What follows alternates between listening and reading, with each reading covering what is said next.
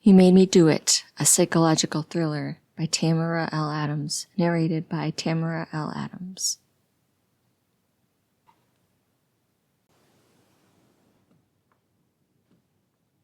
Chapter 1, Present Day. Shit. Why does this keep happening to me? Why do I keep doing this? Why can't I just leave shit alone? 'Cause I'm a nosy, meddling bitch. That's why. Ugh! That one comes out as a loud verbal yell. I look around frantically to make sure no one's close enough to hear, but of course no one's around. I'm in the middle of nowhere, Missouri. A place I know well. A place where they decompose quickly and nobody visits. Hard to get to terrain, then marsh for dozens of miles. Perfect place to bury a body, or a few dozen. No one will find him here. No one will suspect me, right? I committed the perfect crime, and I'll get away with it, just like I've done so many times before. Because murdering someone who means nothing to you, who you don't know and have no ties to, is easy to get away with. Those are the murders that don't get solved, because the cops don't know where to look or who to look for. And when that someone you murder is a low-life, worthless piece of scum and just goes missing, it's any easier to not get caught. Not that I'm too proud of myself. I'm slightly ashamed of what I did, but I have a compulsion. I need to restore order. I need to protect those that are innocent. I can't help myself when I see someone getting hurt. I step in and react without thinking. This fucker sure deserved what he got, touching his 3-year-old stepdaughter at night while the mom's at work without a clue. What an asshole. He should have been taken out years ago. Well, now he can never hurt that poor little girl ever again. Hopefully the mom chooses a better guy next time. I made that asshole write her a letter spelling out every detail of his wrongdoings, and that he was a piece of shit and leaving so he couldn't ever hurt her again. That he didn't want to live anymore, but was too weak to kill himself, but at least he could leave. I considered making it look like a suicide, but I've seen way too many true crime stories where innocent people get a crime they never committed pinned on them. The cops have either been incompetent, lazy, or just assholes looking to pin it on the easiest person they find. I didn't want that woman to get hurt or blamed, so I figured this was the best way. I felt way too much joy in seeing terror in that fucker's eyes when I snuck into the house and put a gun to his head before he even knew I was there. Pure terror. I told him I knew who he was, what he'd done, and forced him to write that letter. Made him pack up his shit like I was actually going to let the loser go, then drove him out here and shot him in the head. But only after I made the jackass dig his own grave. Dummy, should have just told me to fuck off and do it myself and shoot him. But I truly think he thought if he begged hard enough and convinced me he was innocent, I'd let him go. Stupid guy was so wrong. Now he's in the ground, and I'm shoving the damn dirt onto him. It's 2 a.m, I'm exhausted, but at least I don't have to work tomorrow, so that's a plus. You think I feel remorse for taking a man's life, but I never really have, even after number 15. But to be fair, each and every one of them was either a criminal or a terrible person on some level. But I know there's something wrong with me. I'm a psycho, as they say, a goddamn psycho. I know this, but I learned long ago that sometimes the law does not take care of the innocent. It's not on the side of those in need, so I'm here to pick up some of their slack. I'm here to help those out when the system fails them, which seems to be all too often. Sometimes a good ass kicking is enough to put someone on the straight and narrow. Then some of the times it's not, and I have to resort to this. I never even gave this guy a chance to be better. Why, you ask me? Because pedophiles are the worst humans on earth, and nothing you will ever say can convince me otherwise. He would never stop, no matter what I did, so I knew this was the only way. People like this motherfucker get no second chances in my book. You do something like that, and there's no coming back. It's worse than murder, in my opinion, and I know a lot about murder. He's a fucking pedophile. I've killed him, and I don't feel one bit bad about it. He can rot in the ground and never hurt anyone again. I'm proud of it, though part of me wishes I didn't feel this compulsion to hurt people. Wishes I was normal and felt better emotions, but I don't and never will, so I have to find a way to live with it and use it for good, I guess. I know most people would disagree with what I'm doing, but others would agree. I'm certain at least a few people think that scum of the earth, like this guy, being dead makes the world a better place for all of us.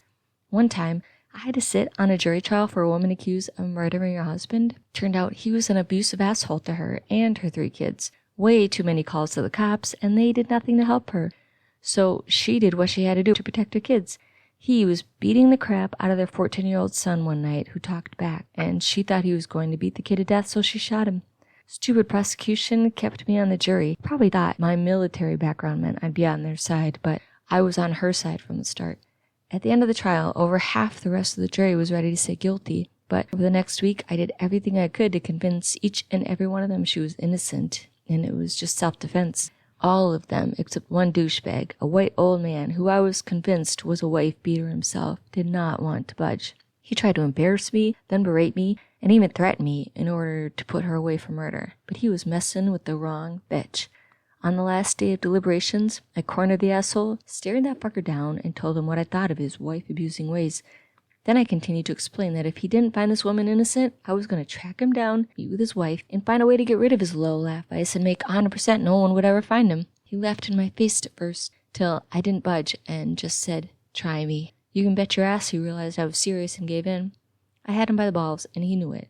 Don't mess with me. It won't end pretty. I worried I was too believable and considered leaving town in case he reported me to the cops and prosecutor or something, but he never did. Sorry, I'm getting off track. That woman's husband deserved what he got. All those jury members agreed, so they'd all most likely agree that guys like this jerk in the ground also deserve it. Or at least, that's what I tell myself. Okay, he's finally covered. Home to my tiny sleeper cab truck. It's nothing special, but it's a roof over my head and cheap compared to 90% of the places to rent.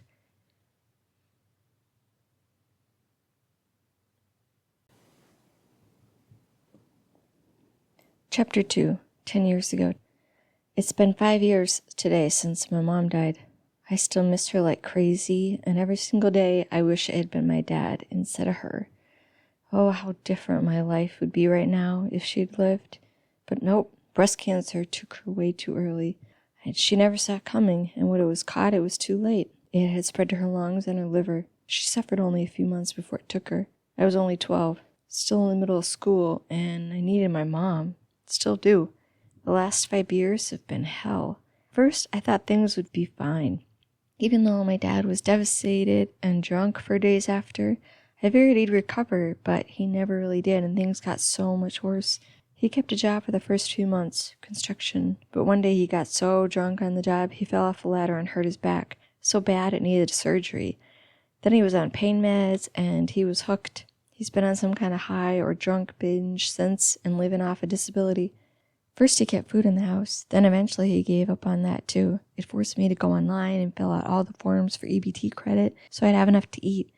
I had to do that for free meals at school too. Grew up real fast being the parent to yourself and your parent. I did all the grocery shopping and made sure all the bills were paid. I hated my dad for failing to be better. Not getting off drugs and alcohol long enough to be a father to me. I wondered how he changed so drastically. Then about a year after she died, I found a journal she wrote. In it, she talked about how meeting my dad at 18, partying at a rave or something, he was a smooth talker and convinced her to go on a date with him.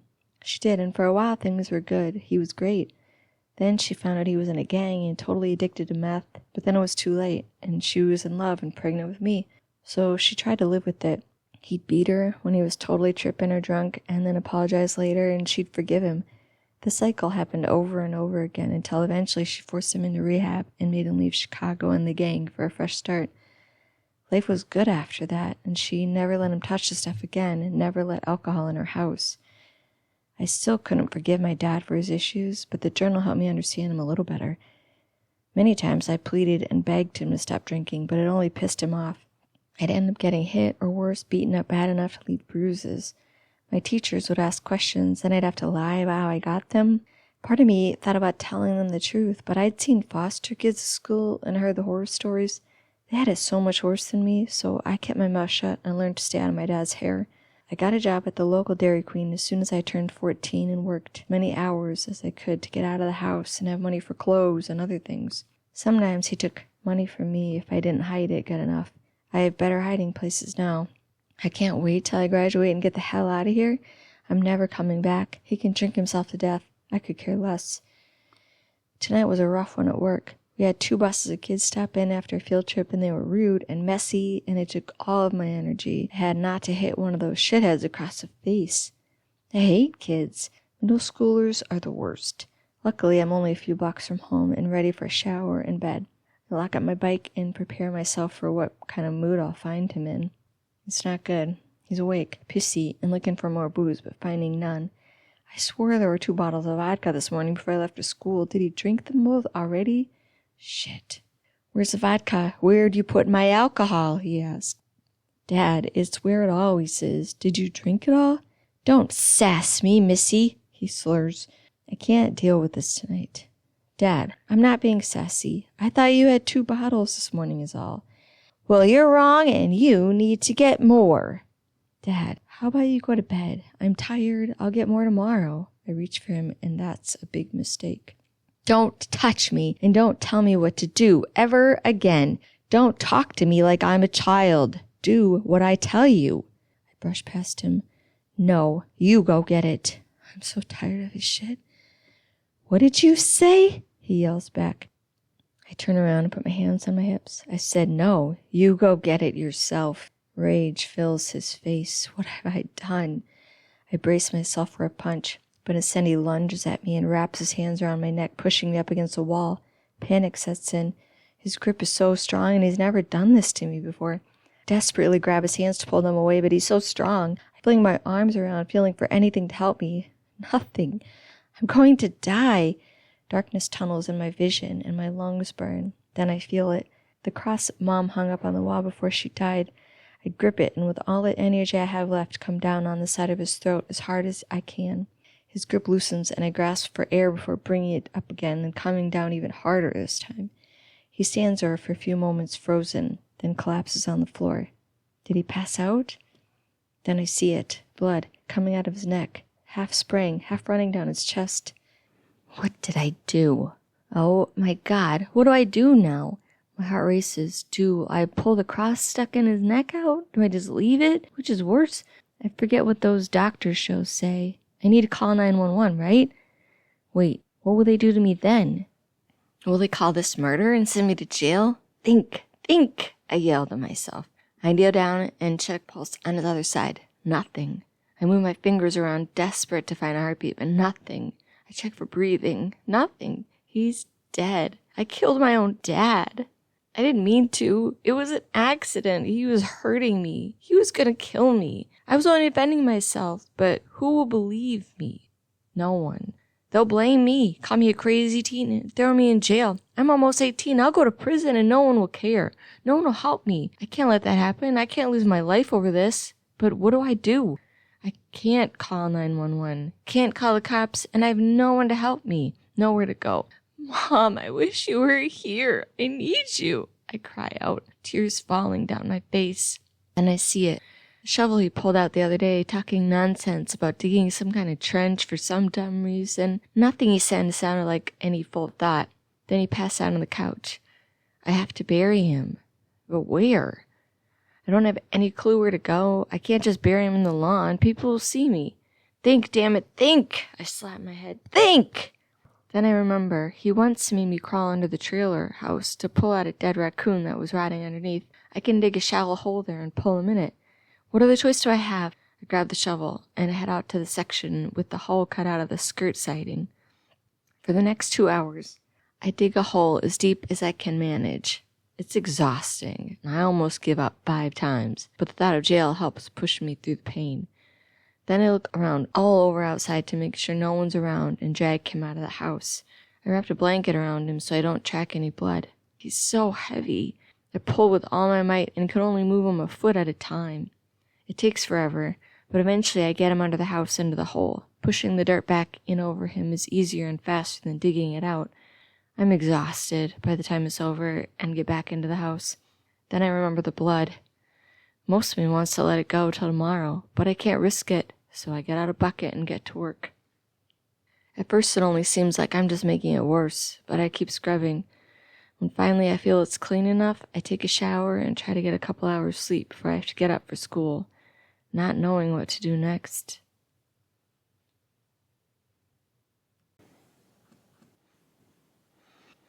Chapter 3. The next day. I need to hurry or I'll be late for school. I'm riding out the door with a Pop-Tart for breakfast. My muscles are sore as hell, but I power through and bike quickly to school. My mind keeps replaying flashbacks from the last night. I shake my head to push them out, but nothing helps. At least school, the teachers' lectures, and kids' loud chatter keeps me distracted throughout the day. Layla rushes up to me at lunch. Why didn't you meet me at our spot? Sorry, I woke up late and barely made it to school before the bell rang. Oh, okay. You look terrible. Are you okay? I didn't sleep well, but I'm fine. Don't forget, we're going to do D&D at Phil's house after school. You're going, right? We're almost done with the quest, she reminds me. Oh, yeah. I don't know. OMG, you can't miss again. We need you to fight the gargoyle. Please, you have to go. She puts her hands together in a prayer motion. Okay, I'll go. I regret it as soon as I agree. Yes, this is going to be awesome. We get to chemistry, but she's still going on and on about the quest till class starts. I've never been more grateful for a lecture. 3 hours later, I meet the group by the gas station near the school. All I want to do is go home and sleep, but I can't disappoint my friends again. So I go in, grab a large Dr. Pepper and a bag of Doritos to keep me awake. I luckily had a 10 in my backpack. We walk a dozen blocks to Phil's house, everyone talking about ways to beat the gargoyle. This could take hours. Hours I could use to make a plan, clean up any mess I missed, or just get some sleep. But I'll power through it. 4 hours later, we finally face off the gargoyle and beat him. Barely, but we did it.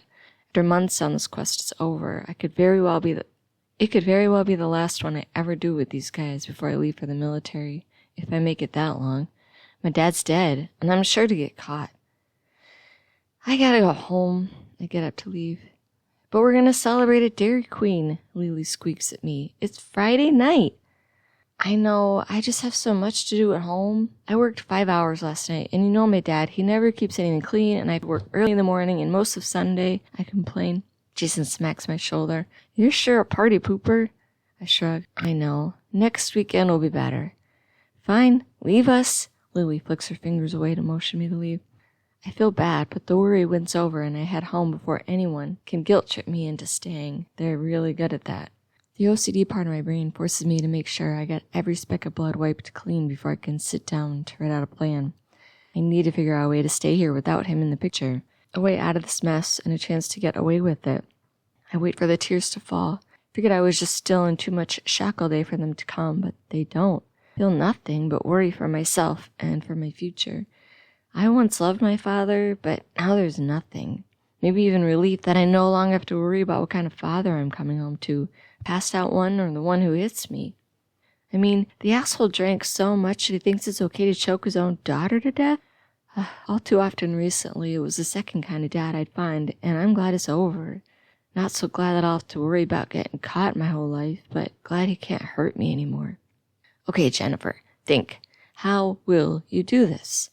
He gets a disability check every month that gets deposited directly into the bank. I'll pay all the bills with his checks, and I've been forging his signature for years now, so that part will be easy.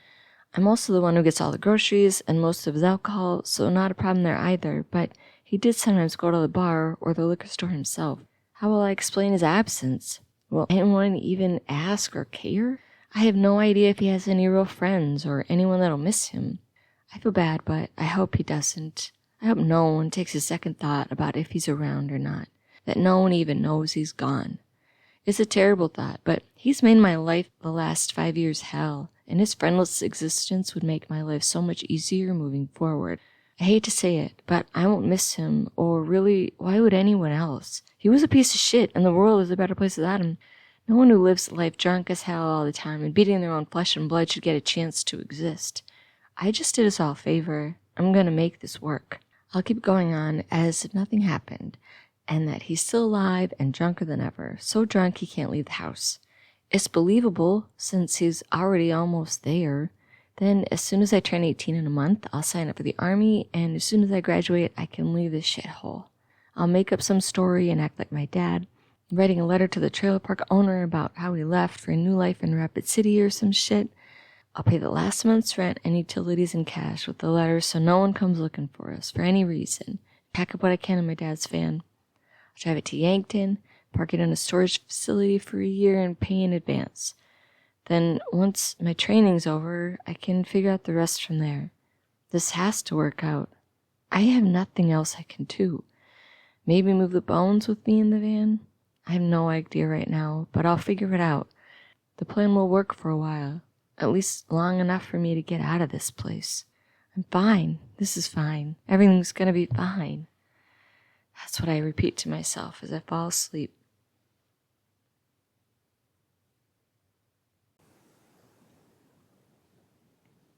Chapter 4. 5 months later. There's so much hooting and hollering, it makes my ears ring. All 120 of us are excited to be done with AIT training. We're ready to move to our posts and new Army careers away from yelling drill sergeants. Jones slaps me on the back. We did it, Alan. Now we're off to the big leagues, whatever that means. Sure, Jones. You coming out drinking with us tonight? I'm only 18. I can't drink.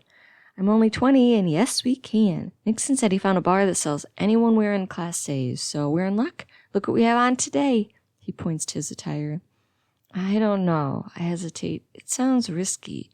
Come on, Alan. Live a little. It's going to be a dozen of us. You'll be fine. It'll be fine. Besides, what do you got planned anyway? Go back to the barracks and read a book? How boring.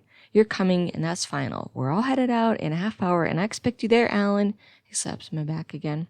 I guess I can have one drink, then come back. My flight to Japan is tomorrow early afternoon, so I can't be out too late. Most people are taking trips back home before they're headed to their first post, but I wanted to make a pit stop in Japan for the 5 days before I have to report to South Korea. I don't have any family to see, like they all do. Sad, and kind of nice at the same time.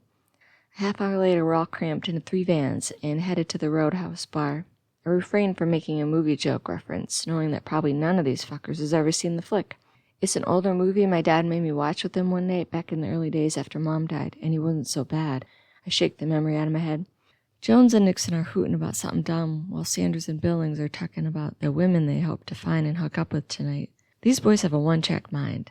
I was only one of 7 other women in the platoon, over 100 people, and none of those women could hold a decent conversation or hold their own, so I gravitated towards the men. These 4 made me laugh, so we became a close group. It was nice to have them to distract me during the grueling hours of training. Now we'll all go our separate ways, and I'll probably never see any of them again. I'm a loner, and mostly okay with it. Life moves on. Things change. We get to the Roadhouse, and immediately I'm harassed by Larson. The man never lets up, and has made it his life's mission to terrorize me all 7 weeks of AIT. I have no idea why. I never did anything to the guy. I mostly just ignore him as best I can. I knew I shouldn't come. I'm gonna go, I say to Jones. His face falls. No way, you just got here. I know, but I changed my mind. He looks up to find Larson. Fuck that guy. Don't let him get to you. He's a dick to everyone. Just stick with me. I'm not letting you go home yet. This is our last night together, he pleads. I throw my hands up in the air. Finally, but if that asshole bothers me, I'm out. Deal, he grins. Let's do shots.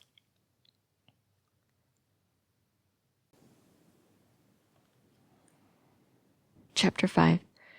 I wake up, barely able to open my eyes, feeling something heavy on top of me. I force my eyes open to find Larson staring down at me. He's rocking up and down. What the hell is happening? Nothing is making any sense. I try to move my arms, but they seem to be held down by something. How'd I get here? I didn't even drink that much. I should be able to remember everything, but it's all blurry after my first drink. Why am I here? How did I get here? Then I finally understand what's happening. Larson's raping me, holding me down and forcing himself on me. He must have drugged me. He's had it out for me since day 1, and now he's taking what he wants from me. No, I can't let him do this. Fuck this guy. I jerk my head up and smack my forehead to his nose. He cries out in pain and loosens his grip on my arms. Sobering up fast, I wriggle my arm out and jab him in the throat with my elbow, then jam my fingers towards his eye. He grabs my hand and tries to hold me down, but I somehow manage to wriggle free and kick him off of me. Get off! I scream, but he scrambles toward me, grabbing my wrist. I manage to pull it back and backhand him on the right side of his face. I try to roll off the bed, but he keeps grabbing at me. Finally, I'm able to kick him in the nuts hard enough to slow him down. I fall off the mattress, but he's already coming around the foot of the bed at me. I grab the lamp from the nightstand and swing it at him, but miss. He almost grabs it on my hand, but I manage to swing it back and hit him on the head.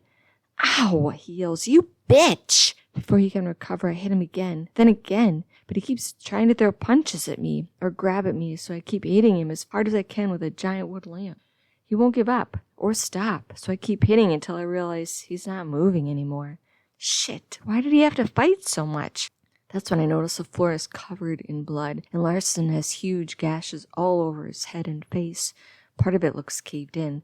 What the hell have I done? I already know he's dead, and it's my fault. Shit! This is a mess. But he was raping me, and he drugged me. What an asshole. How many other women has he done this to? How many more would he have been? It's his own damn fault he's dead. Thinking it was okay to rape me? He had it coming. I need to call 911.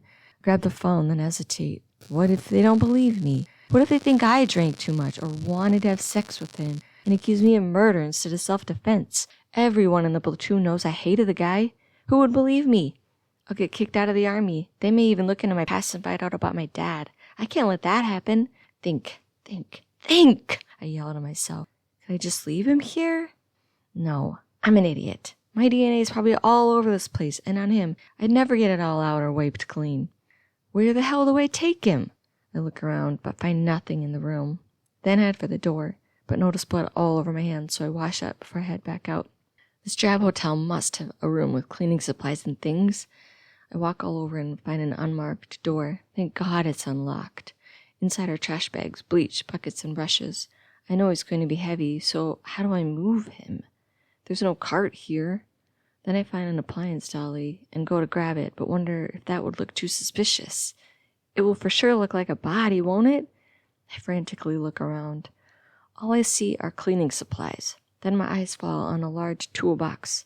I rush to open it and find a random hammer, screwdriver set, and other odds and ends. Frustrated, I close it and spot something that looks like teeth at the bottom.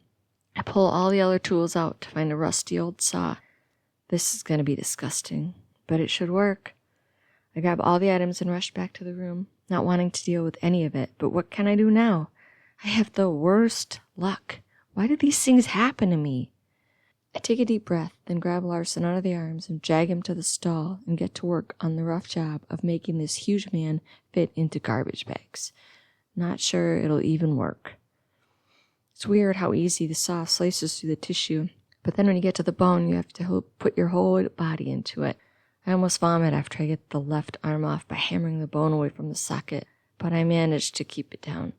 An hour later, I have all 4 limbs off and decide it's enough. There's no way I can chop off the head. It's too much. I put the 4 limbs into a double bag trash bag and his torso in another. Then I haul each separately to the dumpster. His torso's heavy as hell, but I managed to get him on my shoulder to bear all the weight. I'm exhausted, but I still have to clean up the damn mess. This fucking sucks. 2 hours later, I'm scrubbing the final stains from the floor, running on fumes. Thank God it's a gross multicolored brown mess, so none of these stains are very noticeable. I take one last look around and get the hell out of there, walking 15 blocks before I spot a payphone and call a taxi to drive me back to the base. I make it to bed 10 minutes before lights out and everyone's awake. That was close. We all dress for our last morning PT session and head out. I get to my spot, heart racing, knowing Larson won't show. Then the whispers start. No one knows where he is and haven't seen him since last night. Drill Sergeant Carson walks up and everyone goes quiet. Listen up, everyone. This is our last PT drill before you all get packed up and head off for home or your deployments. I'm not going easy on you either, you hear me? Yes, Drill Sergeant, we yell back. He has us doing push-ups, sit-ups, and burpees for a good 10 minutes before he yells out, "Where the hell is Private Larson?" No one says anything. I said, "Where the hell's Larson?" Peter speaks up. "No one knows, Sergeant. The last one any heard from him was at the roadhouse last night. Sampson says 1 minute he was there and next he was gone. No one saw him leave or nothing." "No one?" Drill Sergeant Carson looks doubtful. "One of you pansies must have seen him. Who was there?" The discussion goes on for 20 minutes. There was the 12 of our group and then 7 of them at the bar that we know of. I tell them that I saw him when we entered the bar, but after that I don't remember seeing him much. Sean reminds me that he approached me at the bar while I was getting a drink, which sets me into a panic, but then he says Larson left me alone after that. That must have been when he spiked my drink. Asshole. It sounds like soon after I got up to leave, saying I felt lightheaded. Larson was talking to his group. Got up to go to the bathroom at one point, then nobody saw him again. Thank heavens no one realized he followed me out of the bar. "You never saw him outside?" Carson stares me down. "No, Sergeant. I got a taxi and headed back here to sleep." I hope the lie doesn't show on my face. "He was in a mood," Johnson saves me. We all thought he would try to pick a fight with anyone willing. Maybe he found one and lost and is in a ditch somewhere. The color drains from my face. That's too close of a guess. Geez, Johnson, you sure have some crazy ideas in that head of yours. He probably just found a girl and went home with her and is still asleep, Ward chimes in. Well, whatever he did, his ass is mine. When he finally shows up, Sergeant Carson yells. He's pissy now and smokes us for another 45 minutes before letting us go shower before breakfast. The rest of the day is left for us to pack our things and clean the barracks before we leave for good. Hours later, Larson still hasn't shown, and speculations of his whereabouts are all over the place. Thankfully, no one asks me anything more about seeing him. He obviously snuck off after me, not wanting anyone to see him follow me so he could deny all of it later. Too bad it didn't work out for him, asshole. I still wonder how many women he's drugged and raped before me. I'm sure I wasn't the first, but I made sure I was the last. Eventually, Sergeant Carson calls the MPs to report him AWOL. They ask the group questions, and we all report the same thing we told Sergeant Carson. He was at the bar 1 minute and gone the next. No one saw him leave or with anyone else. The MPs don't seem too concerned. Apparently, it's happened plenty of times that a soldier's gotten scared to be deployed. His first deployment was Iraq, so everyone is sure he got scared shitless about it and decided to flee instead. He'll show up at some family member's house soon enough. They'd find him and haul him off to Iraq in no time. No worries. I feel a huge weight lifted off my shoulders when the MPs leave. Shocked. No one's expected anything of me. I'm going to get away with it. Larson is packed in bags in full busy dumpsters, and no one will know. I just have to get through the next 2 hours till I'm on my flight and I'll be good. Soon I'm on the bus to the airport. It's an hour drive, so I use the time to take a nap. I know Jones wants to talk, but I'm exhausted and want to forget all about Larson. At the airport, we say our goodbyes at the gate, and then I head off to mine. Finally, I'm free. I just have an hour to wait. 15 minutes before boarding, I panic as 2 police officers walk up to the gate to talk to the attendant. I just know they're here for me. I sit still, hoping for a miracle. After what feels like an eternity, the attendant grabs the microphone. Will Jeffrey McDonald's please come to the ticket counter? I start to get up, then realize that's not me. They didn't call my name. I can't believe it. I sit back down and wait for my heart to settle down. An hour later, we're in the air, and I'm passed out from exhaustion.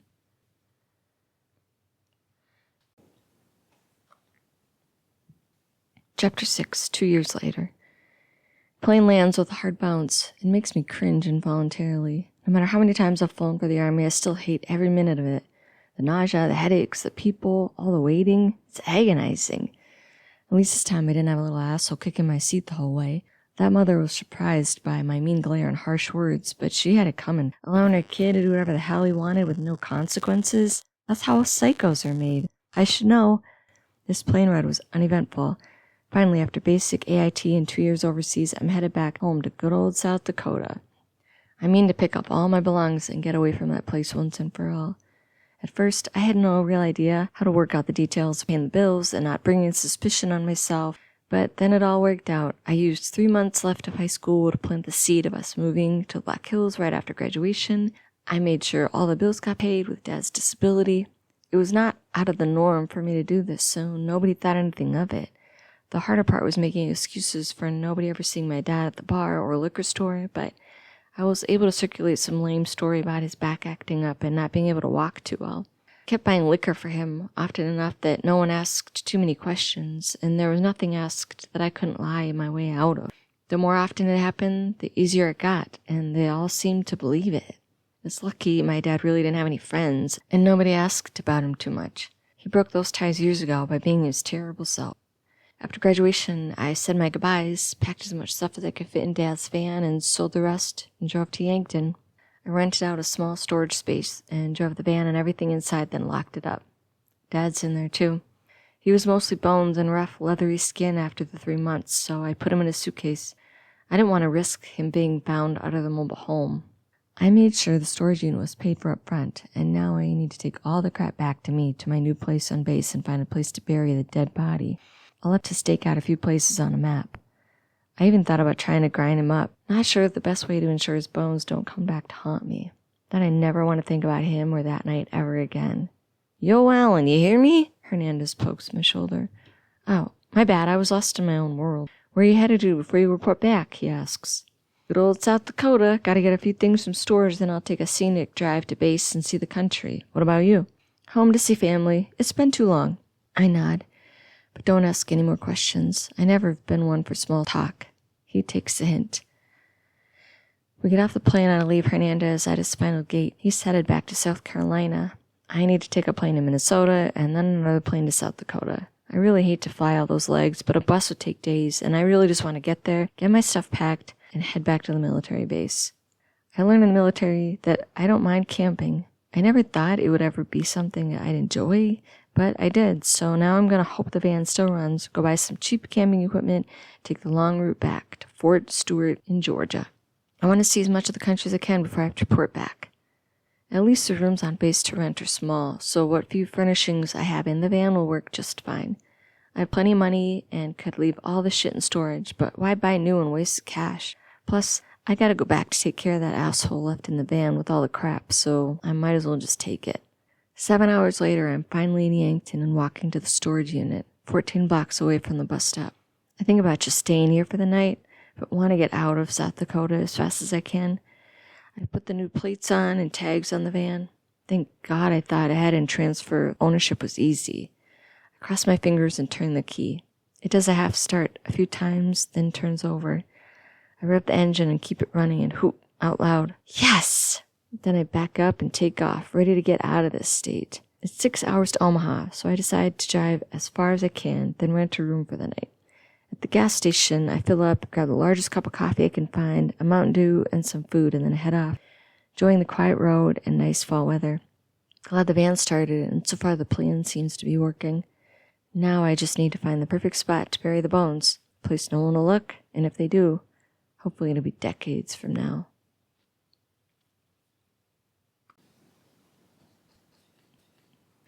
Chapter 7, 15 months later. So, being a truck driver in the military is pretty boring, and if you hate your co-driver, it's even worse. Right now, mine's fine. Billings is not good or bad, just meh. We drive around in convoys, taking turns driving. Driver picks the music, co-driver either navigates or takes a nap. Billings is married with a kid on the way. He managed to get family housing on base, and they move in next week, so it's all he will fucking talk about. I almost tell him to shut the hell up, but managed to hold back the words. I could care less about his family, but he's better than Daniels, who would never stop talking about his dumb gun collection. I'll take Billings any day over that twat. We have 2 hours before we get back to base. I'm tired. Our trip was a week long to Florida and back, and I'm ready to be done. We drove a bunch of various equipment and hauled even more random crap back. I swear they just load our trucks full of shit they don't want, just to give us something to do once in a while. It amazes me how much time and money the military wastes, but I try not to complain since they're paying me to do it.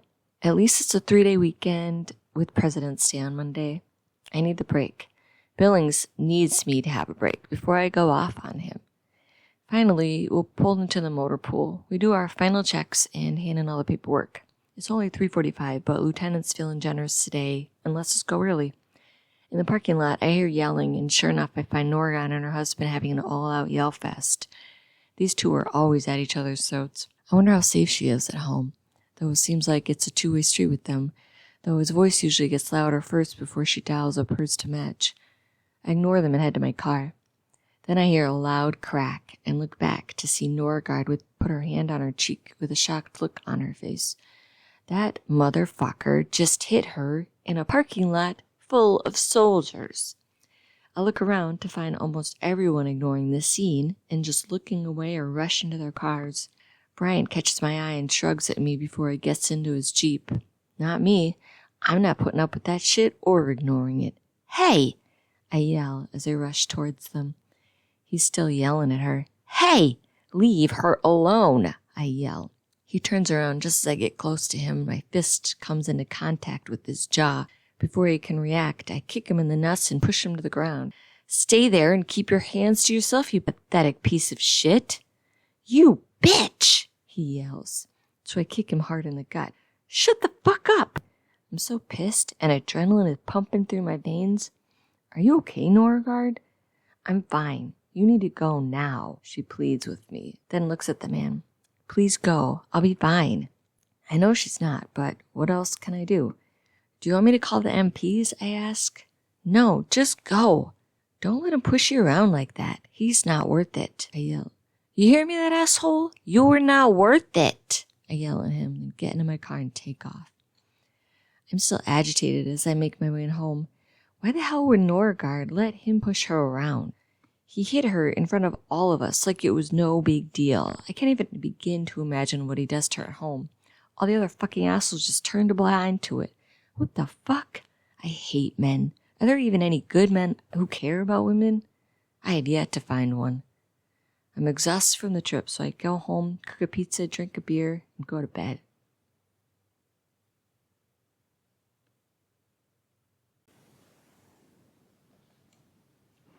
Chapter 8. 4 days later. Tuesday is back to work. We line up in formation bright and early at 800 hours. I glance at Norgard, see her staring at the ground. At least she's here. I wondered what he'd do to her after that shit show in the parking lot. Today's agenda is do a thorough check of the trucks. It should only take an hour, but in the military, you learn how to waste time, so in theory, it could take all day if we wanted to. And of course, we have a crap ton of paperwork to do with it. The military loves their paperwork. As we head into the motor pool, I spot Norgard. Hey, how was your weekend? Fine, she says without looking at me. Sorry about interfering on Friday. I was just caught off guard. I try to lighten the mood. It's fine. This time the angle in her face reveals a slight bruise on her chin and left side of her face. I grab her arm to stop her. What the hell happened to your face? She looks away. Nothing. Let me be. Pull her face up by the chin. Sure enough, her eyes black and blue. There's a cut on her lip and her cheek is swollen. Fucking asshole. I'm fine. Leave it alone. This has nothing to do with you. How can you let him do this to you? I ask. We're passionate. I hit him too. It's just who we are. That's not normal, I point out. You need to leave him. She shakes her head. Just stay out of it, and walks away. All day I'm pissed and preoccupied with the fact that Norgard is in an abusive relationship with this low-life asshole and seems to be fine with it. It makes no sense to me, and I can't help but feel I need to fix it, even though she clearly told me to leave it alone. I'm consumed with coming up with a solution. Why won't my mind let it go, like she asked? Why do I feel the need to get involved? What the hell is wrong with me? I can't let it go, so after we release for the day, I follow her home. She lives in a smaller one-story house about 15 minutes from base. He greets her at the door when she arrives, all loving, with hugs and kisses, like he didn't just hit her a few days ago. A loser. Still not sure what to do. I decide to sit and wait an hour and see what happens. I don't hear or see anything, and I'm about to give up when the door swings open and he storms out with her not far behind. Don't go. She pleads, I'll do anything you ask, baby. Please stay here. I'm just going to get something to drink. I'll be right back. Geez, get a grip, lady. But I was going to start dinner. It'll be ready soon. Then start it. I'll be back. So it better be ready when I'm done. You hear me? She nods. I asked you a question, so I expect an answer. He stops and stares at her. Yes, of course, baby. It'll be ready when you get back. How long will that be? It comes out more timid than I can ever imagine Norgard speaking. What does this man do to make her such a wimp? It takes however long it takes. Don't be asking me no questions, bitch. Go cook my food. Then he storms off and gets in the car. She watches him, then heads back inside. I hurry up to catch him. Not sure what's going to happen, but ready for anything. He drives 10 minutes to a dive bar at the edge of town. A bunch of huge trucks with big tires and motorcycles in the parking lot. Sure as shit not a place I want to walk into. So I stay in my car and wait. I'm starving and I have to pee soon, but I'm not leaving, just in case I miss him coming back out. 2 hours later, after I've peed in the bushes and almost given up, he walks out the bar, stumbling a bit. My mind races for any idea what to do. The parking lot's dark and mostly empty. I'm at the edge, so I get out, lug wrench in hand. Excuse me, I call out in a girliest tone as I can muster. Can you help me? He keeps walking towards his car. Help, please help me, I cry out. He stops and turns towards me. Who's there? What do you want? I'm stuck here. I have no idea what I'm doing. I need help. Please help me. I hope he's drunk enough to not notice I sound like an idiot. He stumbles towards me. What's going on? Please help. I can't move. Please come help.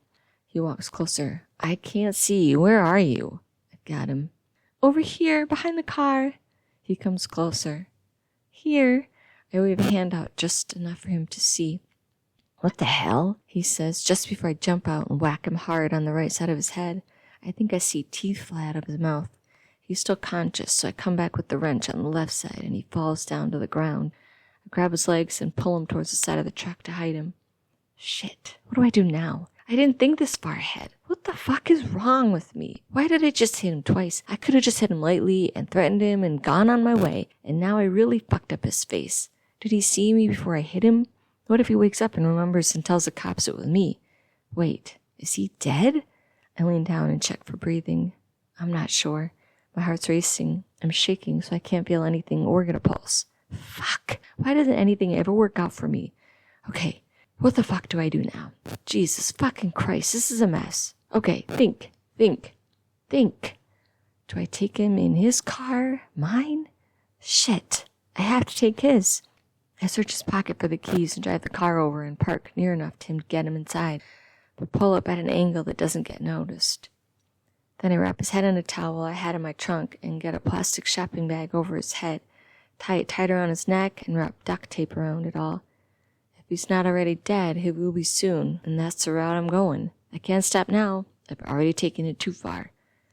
Pull his back door open, work my arms under his, then lock my hands together over his chest, pull him up enough to climb backwards into his back seat while dragging him with me.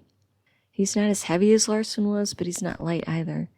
Lucky for me, I've been working out every day, getting stronger and bulkier for the past year. So with enough effort, I get his butt up on the seat. I take a short rest before opening the opposite door and pulling the rest of the way across the seat as I sort of half step, half fall out of the back. Slam the door shut, go close the other door, and then grab the shovel from my trunk and get into the driver's seat. It takes me 20 minutes to drive to the northeast side of town to a marshy forest reserve area. I've hiked here a few times and know a place that'll be perfect to hide a body. Plus, swamp areas decompose bodies faster than any other type of soil. Yeah, I know it's creepy that I know this, but I like to read a lot. Plus, there's only one security camera on the whole property that I know of, and it's on the main building, so as long as I steer clear of that, no one will know I was even here. There are a few maintenance roads. One of them leads right up to one of the wetter areas. I take that one and pull out my flashlight and go searching for the perfect spot. It takes 10 minutes, but I find an area that seems perfect. The soil is wet but not waterlogged, and there are a ton of huge slugs. That's the key. They love eating dead things and leaving no trace behind. I dig a hole about 4 feet deep, just wide and long enough to fit a body. Then I go searching for a few large rocks. Finally, I drag him out of the car. He didn't make a sound the whole way or fight for any air, so I think the second hit killed him on the spot. Before I shove him into the hole, I put the rocks in his pockets and inside his clothes. I want to weigh him down as much as I can, just in case this place floods. Next, I get out my knife and stab him a dozen times in the chest and abdomen area. My thought is that this will prevent him from bloating as much since the gas can escape from these cuts. I don't want him to fill with air during decomposition and float to the surface. Don't ask me how I know so much about this stuff or how much I think about these things, okay? Once he's shoved in the hole, I fill it back up and then organize plants and tree branches over the top in a way that looks as normal as I can make it. I step back and take a look. The hole isn't too noticeable and is far enough away from the path that I can't imagine it'll easily get noticed. You'd have to really be looking for it. Good enough, I guess. I get back in the car and drive to a sketchy part of town where cars tend to get broken into and stolen. This is where I leave the car, but I take the keys and throw them in a trash can 10 blocks away as I walk 40 blocks back to the bar. It feels like forever, but I finally get back to my car, drive home, take a shower, and fall into bed.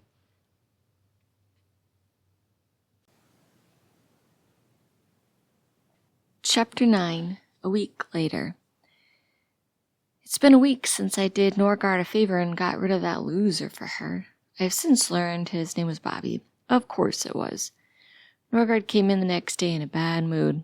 Obviously I knew it was because he never made it home, and she probably thought he just got drunk and did who knows what. I did my best to avoid her throughout the day as we did our annual first aid training. Then the next day she was more distraught, but still didn't say anything to anyone about him missing. By the third day, she had talked to our captain and they helped her contact the local police. She spent the part of that afternoon in the police station and probably telling them the events leading up to him going missing. As far as I know, they have no idea where to even begin looking for the guy, and no one's even spotted the car yet. I have no idea how that could even happen, but hope like hell the local thieves took it for parts and it will never be found. I'm not about to go searching for it.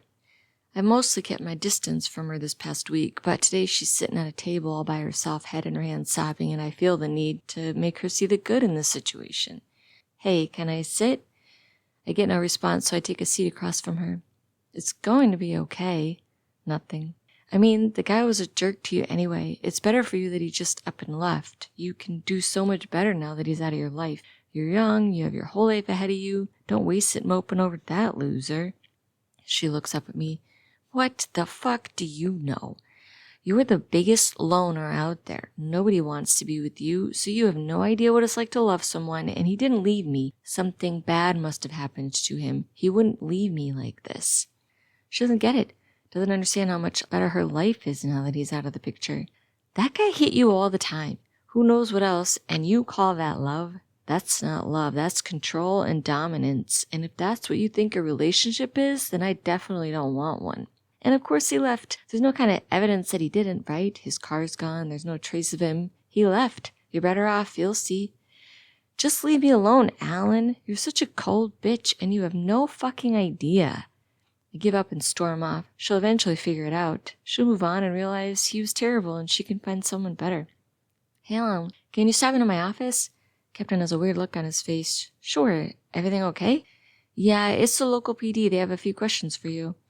My heart sinks in my chest and starts to pound like a jackhammer. Shit. Okay, I manage to say as I follow him. 2 male cops are sitting in chairs next to the captain's desk. They get up when I enter the room. This is Officers Schumer and Reynolds. Captain introduces them and we shake hands. I'll leave you to it. Then he leaves the room. They stare at me for a good minute, probably hoping I'll speak first, but I've seen enough true crime shows to know that you never talk first, especially the cops. Finally, Reynolds fills the silence. Please take a seat. We'd like to ask you a few questions about Bobby Norgard. You've heard he went missing, right? Yes, sir. People have been talking about it for days. Well, then you know we were trying to determine if foul play was involved. He pauses and looks at me, but I just stare back. Right. Well, how well did he know Mr. Norgard? Not well. I think I've seen him in person once. A couple weeks ago, we came out to the parking lot after a long 2-week convoy. Bobby and Connie were arguing in the parking lot. We all tried to ignore it, but then he hit her across the face. I stepped in and punched him in the face and kicked him in the nuts. Oh, then once again in the gut after he spoke back to me. He deserved every bit of it, and I'm not sorry I did it, and I'd do it again in a heartbeat. No man should ever hit a woman, and he got what he deserved. That's the one and only time I ever saw the man. Oh, okay. Schumer looks taken aback by my blunt honesty. They must have thought I'd deny hitting the man, but why would I? He got what he deserved, and there's nothing he can do about it now. It's not like he's gonna come around pressing charges, and obviously they were told it happened, so I'd look guilty trying to deny it. It's better to get the truth out in the open, so they stop looking into me. What kind of car do you drive? Reynolds cuts to the chase. A gray Honda Civic. And where were you a little over a week ago on the night Tuesday the 8th after you left the base? Let me think. I paused, pretending to remember. I'm pretty sure I went straight home, ate some pizza, watched Goonies before taking a shower and heading to bed. I'm a homebody, so I don't leave the house much. Can anyone confirm this? I doubt it. I live alone, don't have a boyfriend, and I don't think any of my neighbors care enough about my social life to keep track, but you can go around the apartment building and ask them. I'm actually not sure most of them even know my name. Like I said, I keep to myself. Well, we have witnesses say that your car was outside Harry's bar on the west side of town the night of the 8th. This is the same bar Bobby was last seen leaving before he went missing. Can you explain that? I feel heat rush to my face and my heart pounds in my ears, but I take a deep breath and try to calm my nerves. I can't let them see me panic. I think they're mistaken. Like I said, I was home. I've never heard of this Harry's bar, and I don't even drink, so I don't go to bars. Well, your Honda Civic was seen outside the bar that night. Please explain that to me. Reynolds' face is intense, but I'm not letting it get to me. I know cops can lie to your face, so I'm not falling for his bullshit. Did they get my license plate down, or was there video proof that it was my car at the bar, or just some random Honda Civic? There's a shit ton of Hondas in this town. We're the ones asking the questions here, Schumer cuts in. You're lying to us, he stammers. Part of my brain freaks out, believing that they have some sort of proof I was there, but most of me knows the police embellish the truth. I doubt there was any kind of video surveillance that got my car license, and no one at the bar gives a shit enough to write down a license plate number. I'm not lying to you. I think you are lying to me because I know I was not at that bar ever in my life. I was at home, like I said. It's pure coincidence that someone spotted a Honda Civic, of which there are hundreds in the city, I'm sure, and that I own one. You guys have no clue what happened to the man, and you're looking to pin it on someone. I'm an easy target because I hit the guy once for being a douchebag to his wife and have a common car. You know the man just got up and left. He was a total loser and went out of his life, so he just left, and now you're out here trying to pin a crime on me. What a load of crap. You keep asking me these ridiculous questions, and I'll go get Jag. They don't know what to say at first. Then Reynolds speaks up. We're done here, but keep in mind that we're not done looking into this, and don't leave town. I shake my head in disgust and walk out of the office, heart still pounding out of my chest. Thank God I know the law, and cops can't keep talking to you if you get a lawyer. Pretty proud of myself for thinking about bringing up getting the military attorneys involved. Local cops hate dealing with the military lawyers, so I hope this is the end of their questions for me, but probably not. I don't blame Norgard for ratting me out. I'm sure it was her, but it still pisses me off. I help her by getting rid of that guy and she throws me under the bus. That's the last time I helped that twat.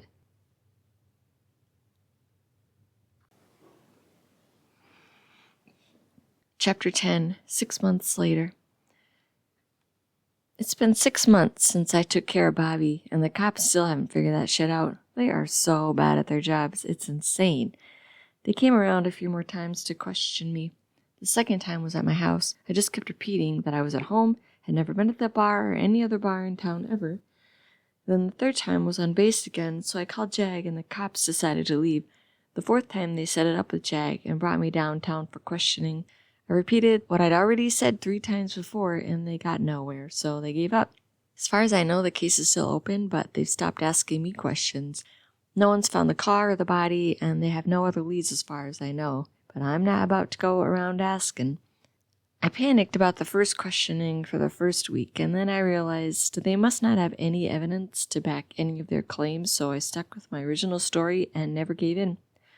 Eventually, my worry turned into annoyance, then disgust for the lack of good detective skills on their part, and now I feel nothing. Bobby got what he deserved. I know Norgard is better off now, and the world is a better place with one loser removed from it. I only have 3 months left on my enlistment. Captain keeps pressuring me to re-up for 3 more years.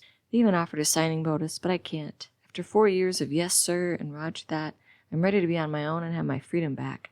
My plan is to buy a used semi with the money I've managed to save up the past 3 years, get my CDL right away, and drive cross-country hauling shit around. I want to get one of those with the sleeper cab, and so that I don't have to stay in crappy hotels every night. I'm a loner, and I'm ready to be on the road, all by myself. Finally, the day's over. I get in my car and stop at the gas station on the way home. This gas station has the best hot dogs in town, and I like the icy drinks. On my way out of the place, I hear a man yelling and look up. He's got his face inches from a child's who's no more than 8, yelling as loud as he can about some mess he made, and that he's going to get it when they get home. The man proceeds to turn the boy around and whack him as hard as he can on the butt several times. The boy cries out in pain. Please, Daddy, I didn't mean to. I'll clean it up, I promise. Sure as shit you will, you little fucker. I'm sick of cleaning up after your ass. Then he slaps him one last time. Hey! I yell without thinking. Get your hands off him! I rush to the truck. It takes him a few seconds to realize I'm talking to him. Mind your own business. He swats his hand at me as if to swipe me away like a bug. No, this is my business. You do not hit a child. Any child, I yell. He puffs out his chest and gets a few inches from my face. I just spanked the little shit and he deserved it. Now get the fuck out of my face.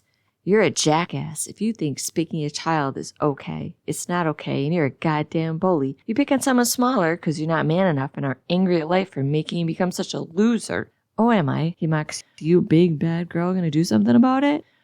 Just maybe. I'd watch my back if I were you.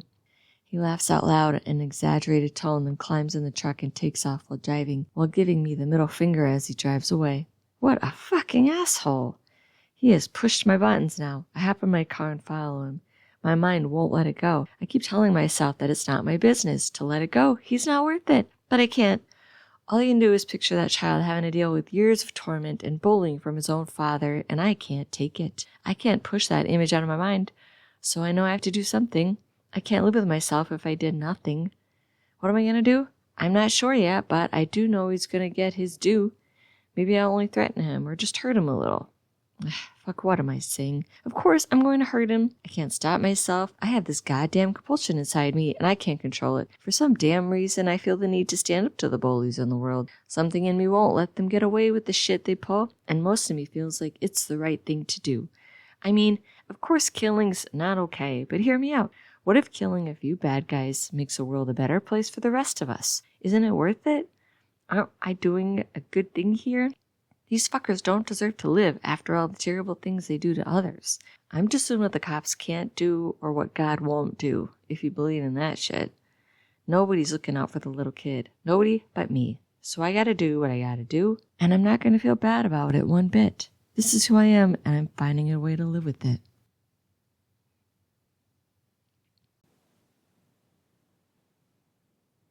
Chapter 11, 9 months later.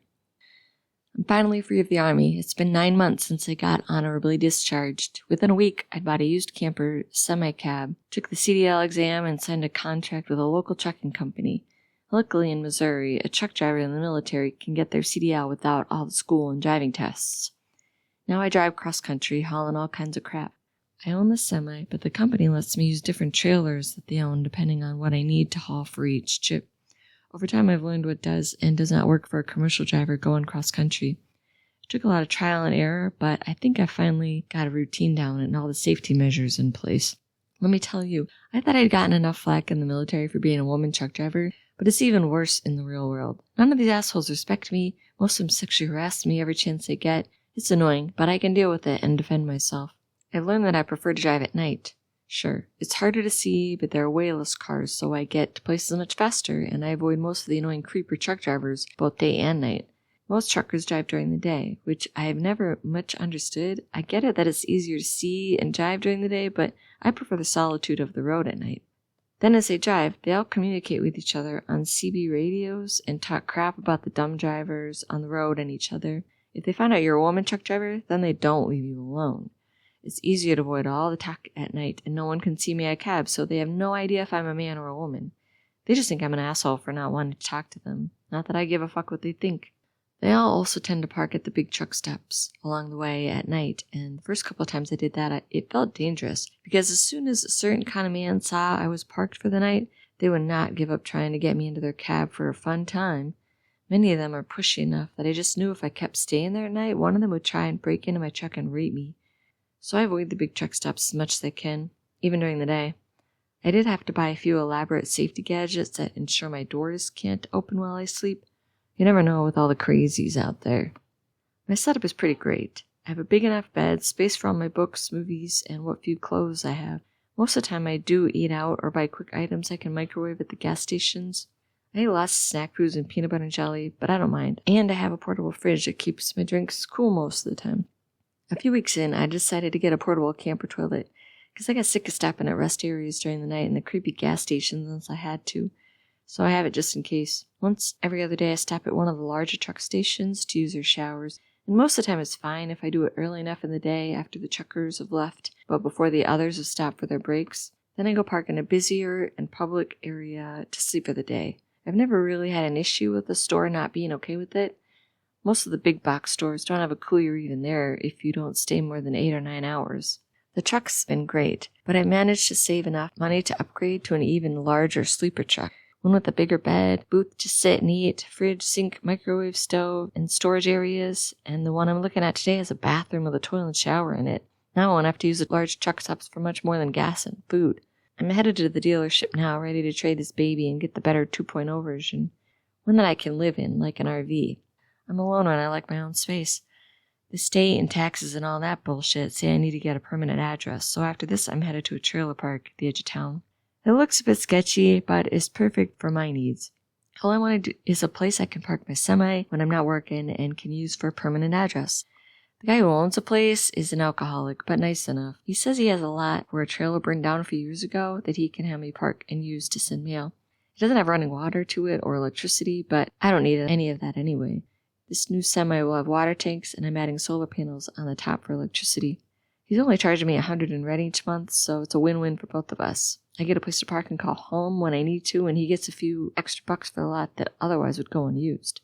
My hope is that the neighbors want to learn as little about me as I do about them, that I won't get involved in their lives, and I can't be tempted to create a mess that I need to clean up. Since that loser who spanked his kids, I've only had an issue 2 other times. Once with a man at a truck stop in my early days driving, and one with a psycho at a rest area. I caught the man at the truck stop beating a trans woman he lured into his truck. That fucking asshole either knew what she was and taunted her in there, or found out after they began the act and freaked out on her. started beating the crap out of her. She screamed at one point, and that's when I had to get involved. My instincts kicked in, and I just ran towards him, pulled him off of her, and beat the living crap out of him until he stopped breathing. Thank the Lord she was passed out and didn't see anything, and he parked at the very far end of the parking lot away from all the lights, so as far as I know, nobody saw or heard anything, and if they did, they minded their own business, because I never got caught, or at least not caught so far. This time I decided to just leave the fucker near his truck. He was a huge fat ass, and I was never going to move him even a foot. I assumed that since no one came running to help, none of them would tell the cops anything about me being there. At least, I figured I'd risk it. There's so much traffic at truck stops that they'd be hell-bent to pin it on anyone, and I beat the guy with a huge pipe, so I figured there's none of my DNA on him. I pulled the woman out of the truck, put her in mine. She was skinny and easy to move. I drove her to the nearest hospital, put her in a wheelchair in front of the doors, and rang the night buzzer, then ran like hell out of there. Then I drove a few hours before I felt comfortable enough to stop. So far, nothing's come of it. Most of me knows the cops are terrible at their jobs, and if it's a random killing, then it's even harder to catch the murderer. Statistics are on my side. The second time was another trucker I'd been having a few suspicions about. He was creepy as hell and only drove locked trailers with cameras surveying all sides. It made the hair on the back of my neck stand up, so I listened to my gut and followed him a few times when my schedule allowed. Figured out he was trafficking women and kids. The fucking asshole. I couldn't let him and others get away with it. Couldn't walk away, so I followed him out of town. When he stopped at a rest area, I put on a mask, followed him into the bathroom, and stabbed him a few dozen times in the neck and liver area as he was taking a leak, and I left him to die. I called the cops on the payphone there. Said I heard yells coming from the back of a semi-trailer, and I thought people were locked in it. And told them the payphone number and the rest stop area number, and took off as fast as I could. I'd parked at the very end of the truck area parking lot. Didn't see any video cameras, and I think the mask was good enough to hide who I was. I thought about letting the people out of the truck first, but didn't want any of them to give away that I was a woman or any details about my truck, so I decided not to risk it. I'd heard rumors among a few truckers that the cops had no clue who killed the guy, but they were looking into his accomplices for the trafficking. Well, they might not find much. After I killed the guy, I headed back to where he got the women and kids from and got rid of all those fuckers too. There's only a few men in the whole building by that time, so I took them out one by one with a knife so it was quiet. I checked every nook and cranny of the place and found no other prisoners, then torched it. I know there are more men behind it, but at least it'll take them a bit to get back into business. Maybe the cops will catch on and figure something out. Probably not. Other than those deaths, I've been pretty good. I mean, I drive at night and don't do much with other people, but even with those odds on my side, I still manage somehow to get myself into shit. But I only mess with the assholes who deserve it. It's not my fault they suck. I need to be gone. I'm doing the world a favor.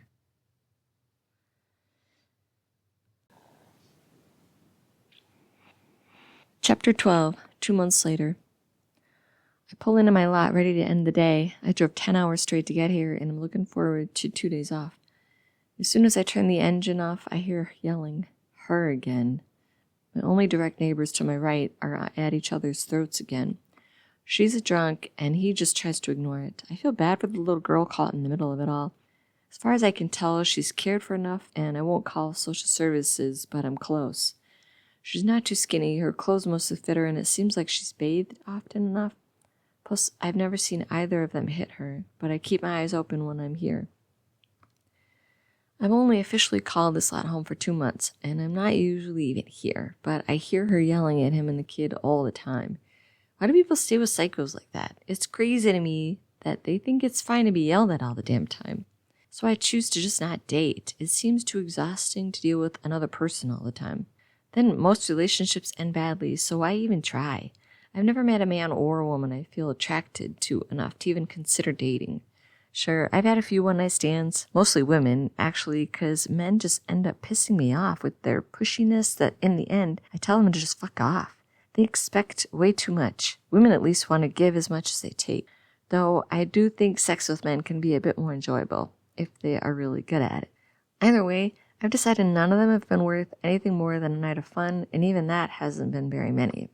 I'm getting off track. What I'm trying to say is that relationships seem hard, and I'm glad I'm not in one, and probably never will be. Kids make it seem even worse. There's so much work. They cry a lot in the beginning, and even as they get older, none of them seem great enough to want to give my life away for one. So a family of any kind is out of the picture for me. I like being alone. I prefer it. I like my own company, and I get to choose what I want to do when I want to do it. I don't have to share my money. I get to go where I want. I don't have to ask permission or worry about anybody but myself. It's perfect for me. Maybe not for others, but I seriously think that if they gave it a really good try, they might prefer it over the arguing, yelling, and irritation that comes with relationships. But I will probably never understand their choice, and they won't understand mine. "Hey, asshole!" Sherry yells at Jack. "I said, who have you been texting?" "Nobody," he yells back. "My friend Joe. You know him. Why you keep thinking I'm cheating on you? I don't have the time or energy to deal with more than one woman. Leave me alone." "You're a lying asshole, you know that? You never fucking tell the truth, and one day I'm gonna catch you in a lie." "Keep trying, Sherry. I should just cheat on your ass, then maybe you'd finally leave me alone about it. What are you gonna do if I did?" "I'd kill your ass." She stares him down, and I think she may mean it. He just walks away. "You're not worth the jail time," she shouts and slams the door. He gets in his car and takes off, probably for work, since he's the only one that has a job between them as far as I know. Somebody's got to pay the bills, and I don't think it's her. I've never seen him hit her, but I think it's not something he does, because there are moments, would be perfect instance for her to egg him on enough for him to do it. So there's something about her that gives me the creeps. I can't put my finger on it, but one of these days I'm going to find out. I'm not going to stalk them or anything just yet, but I know something's going on in the house that gives me the heebie-jeebies. "You stop your crying and watch TV," she yells at the kid. I think the girl's about 4 as far as I can tell, though I don't know jack about kids. Sabrina is the kid's name, and she's sweet enough, waves at me when she sees me, and doesn't seem to actually make any kind of fuss at all. I actually never hear the kid cry. She wasn't even crying now, so I'm not sure what the fuck Sherry's going on about. Part of me thinks she hates being a mom and does everything in her power to pretend she doesn't exist. So when she finally makes any noise, the woman goes off on her. If either of the two are going to hit the child, it would be the woman. I don't trust her. She's the one I watch most days now. I mean, if Sherry can taunt the guy and call him names and he doesn't retaliate or lose it on her, then I don't think he's that kind. And I've seen many of that kind, and he just doesn't seem to be it. I'm a great judge of character, or so I think, and she's the one I need to keep my eye on. The house settles down, but I'm pretty sure she does all kind of drugs when he leaves the house for the days. Sometimes I catch the little girl in the trailer park's kids' playground all by herself in the middle of the day. No mother in sight. I mean, sure, she could just be leaving the kid to fend for herself, but I've smelled marijuana a few times, and for sure other shit that I have no clue what it is, but it's a sick, smoky smell that is not a fireplace or propane and anything like that. And at one point, I saw the woman through the window passed out on the couch. Okay, so yeah, one time I was a peeping Tom. But just the once, I was wondering why the kid was all alone wandering around, so I had to take a look. Most of me wanted to call child services, but I hesitated because when Jax comes home, the little girl runs up to him yelling, "Daddy, Daddy," and jumps into his arms. His face lights up and he hugs her tight, asking her how her day was, and she always says fine, but it's not great. So as far as I know, Jack's a great dad and doesn't beat his wife and works hard to pay the bills. She, on the other hand, is questionable, and I'm keeping my eye on her, because if she does turn around to be a terrible mother, I might change my mind and call CS. Part of me hates that I even care about other people. Like, I tell myself that I don't, but then if I didn't, I would keep to myself and not know anything about them. But I already know more about them than I should for never actually talking to them. Why? Because I stick my nose where it doesn't belong. I can't seem to look the other way when I see shit that seems wrong. Can't seem to mind my own business when someone else is being hurt or bullied or whatever. It's one of my huge flaws. Though I do have many, this is the flaw that gets me into the most trouble. The one that causes me to kill people when I get mad enough because I can't let the fuckers go unpunished. It's all too annoying to me. I wish the cops were better at their jobs, or society was better at punishing bad people, or there was a goddamn God that actually gave a fuck and struck down those that hurt others like supposedly says in the Bible or some shit. I've also tried so hard to not get involved, but that doesn't work either because my mind won't let it go. My mind zones in on that one asshole who's doing the hurting and won't let up till they've been extinguished or hurt bad enough that I'm satisfied. I hate it, yet I don't at the same time. At least me having this issue means that in the end, the bully's taken care of and won't hurt anyone else in the future, and that gives me some peace of mind. Someone needs to be a big damn hero, and I guess some of those times it's me. Well, I really don't think of myself as a hero, but I do think I'm mostly doing good. As fucked up as it may seem, I know that people are better off because of the losers I've killed, and that's a good thing. I don't need to explain myself to you. These people make me do bad things. They make me do it. I don't make them be bad people. They do it themselves, and I just catch them and make them pay the price for it. It's that simple. If people were just better, then I wouldn't have to do these things.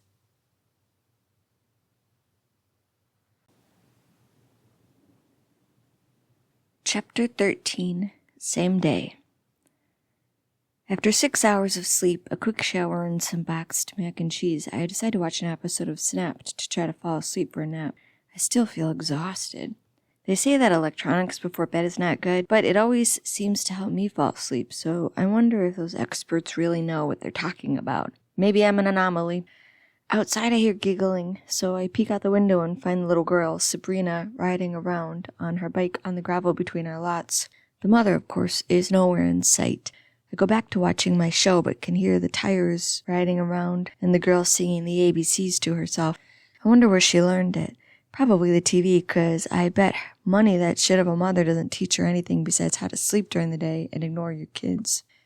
She rides around the entire episode. After it's over, I try to fall asleep without the background noise, which usually comes easy after a long day in a shower, but for some damn reason my mind won't shut down. I toss and turn and get annoyed, then decide I know exactly why I can't fall asleep. It's 'cause I can't seem to mind my own damn business, and I have to go find shit out. Jesus, what's wrong with me? It's not normal to want to go bother a child because I think the parents are creepy, and I want to know why. Fuck! I scream to myself as I get out of bed, put on shoes, and head outside. She's still riding around from the front of their house to my lot, around and around, singing to herself. She spots me and waves on one of her turns back my way. I wave back and try to give her my best smile. I've been told I have resting bitch face, so it takes effort to look nice. She rides around 2 more times in a circle, then stops at the edge of my lot. Hello, I'm Sabrina. I'm Jennifer. How old are you? I use the sweetest tone I can muster. She smiles. I'm 4. Are you in school? I ask, though I know the answer. Not yet. Daddy says I start kindergarten soon, though. I see. Do you like to learn? Yep, I know my alphabet. She beams. I see. You're singing that song real good. Do you live here? She stares at my semi-cab. I do. There's a tiny house in the back. Oh, that's neat. Can I see? She asks. Maybe someday when your mom or dad's here, you can come in together. Is your mom here? I decide to prod. She's asleep on the couch, like this is a normal thing. I see. She's tired, huh? Yep, she agrees. Is your mom nice to you? I pry a little more. She shrugs at me, not saying anything. Does she hate you? I can't stop myself from asking. Sabrina shrugs again and takes off, riding in the circle a few more times before pedaling off to the playground. Part of me wants to follow her and ask more, but it doesn't seem like she's about to answer any more of my damn pushy questions. Jeez, why do I have to lay it on so thick? I can't just play it cool and ask normal questions of a 4-year-old. Nope, I need to just dive right into the serious questions right off the bat and ruin it. Stupid, stupid, stupid. I can't seem to sleep, so I decided to do a quick check of the truck. I'm good at checking out the basics, tires, tubes, wires, and fluids. Thanks to the Army for that. It makes me feel safer on the road, especially at night, to know that I did my best to keep the truck running smoothly. There's crackling of gravel behind me. I turn around to find Sabrina. She waves, so I wave back. There's still no sign of her mother around. Hopefully her dad comes home soon. Then I berate myself for caring or worrying. I need to keep to my own business. She gets off her trike and runs toward the trees behind our lots. At first I think she's going to run straight into them, but she stops right before and crouches down. I watch as something crawls out from behind the bush, a furry little thing. Here, kitty, she coos to the animal. Here, kitty, kitty. It slowly creeps out toward her hand. She pets it tenderly and turns back to me. I think it's hungry. You could just leave it alone, or maybe you should get it some food. I can't. She doesn't say anything more. The thing mews at her and she gives it more pets. Can you please get it some food? She pleads with me. Okay. I give up and go inside my cab to see what I have that a cat will eat. I find a can of tuna and decide that should be good. Then I grab a bowl of water also. Sabrina takes the tuna from me. Here, kitty. Kitty smells the food and starts eating immediately. See, she was hungry. How do you know it's a she? I ask. I just know. She smiles. I set the bowl of water down. Oh, thanks, Sabrina says and pushes the bowl towards the kitten. I look around for the mother but see none, so I search the bush and tree line area but still see nothing. Maybe the mom's off hunting. Have you seen a big cat around here? I ask Sabrina. No, is all she says. I hear her stomach growl. Have you eaten? This morning. Did you go in for lunch? No. Why not? I can't. What do you mean? She just shrugs. Does your mom tell you not to come in the house? She nods her head. Every day? She nods. So most days you eat breakfast with Dad, then your mom tells you to stay out of the house till Dad gets home. I think I know what she's telling me. She nods. I'll be right back. I go make a peanut butter and jelly sandwich, chips, and grab a glass of milk and bring it back out. Here, I hand it to her. Her eyes light up and she grabs it from my hands and eats a few minutes in silence before smiling at me. She's a cute kid, quieter than me, and that's pretty odd because I don't like to talk much at all. Is your dad a good dad? She grins and nods, still eating. That's good. I'm not asking her about her mother. I already know the answer. Does your mom hate you?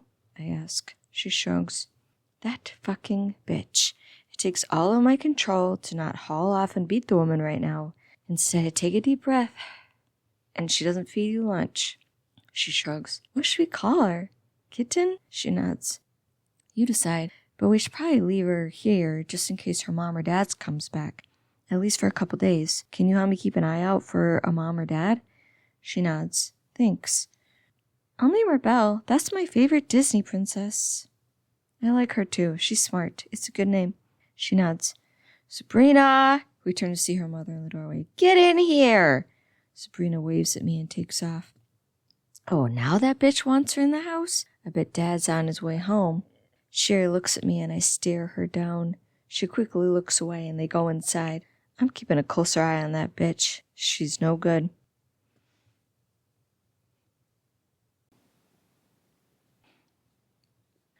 Chapter 14.